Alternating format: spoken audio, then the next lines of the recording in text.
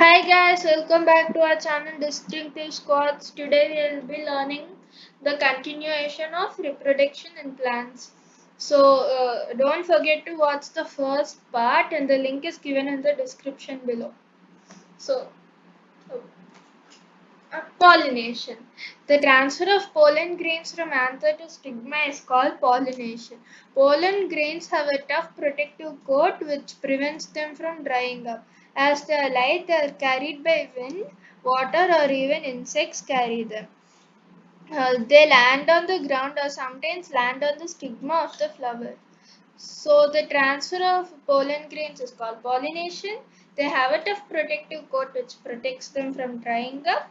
They fly or they go in water or insects carry them.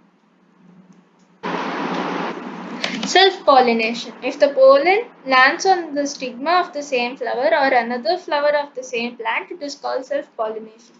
There is nothing much to explain here, guys. If the pollen grains from the anther go and fall on the stigma of the same flower or the same another flower of the same plant, it is called self-pollination. Okay.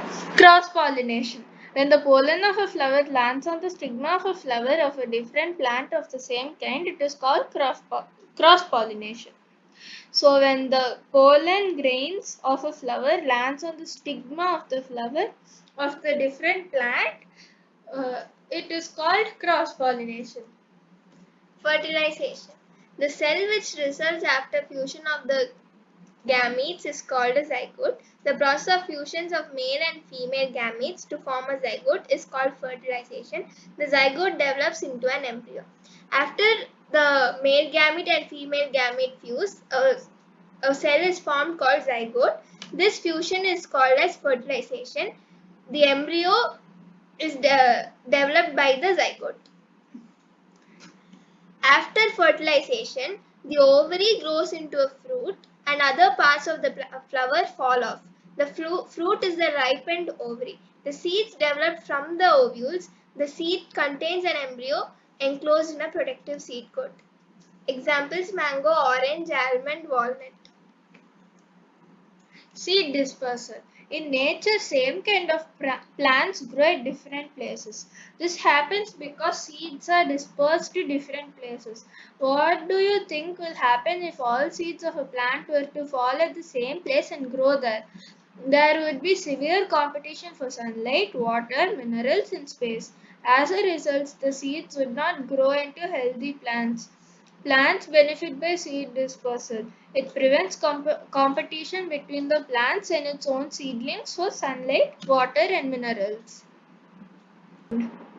Dispersal through wind. Winged seeds such as those of drumstick and maple have light seeds of grasses or hairy seeds of ack, madar, and hairy fruit of sunflower get blown off with the wind to faraway places.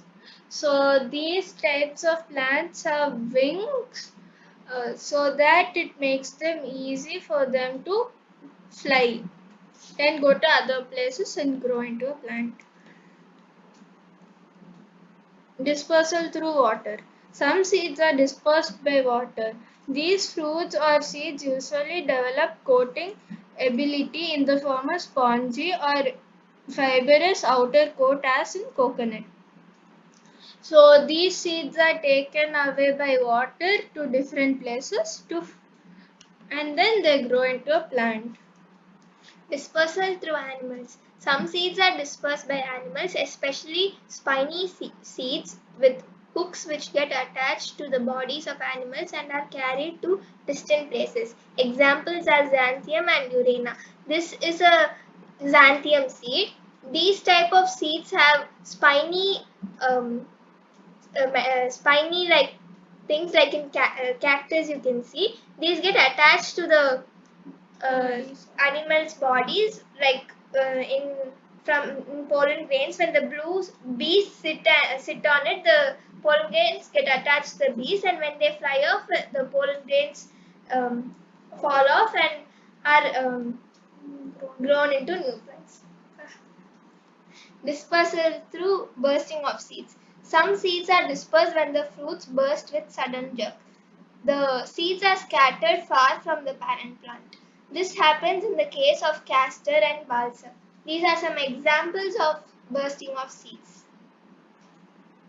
Quiz time. So here we'll give you 5 questions. Comment on the answers below, and the correct answers will get a like from our channel.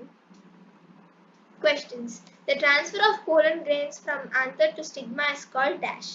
The process of fusion of the male and the female gametes is called dash. Mature ovary forms the dash. Identify this picture. This picture is there in the PPT. You can check that if you want. Which part contains the embryo? Thank you.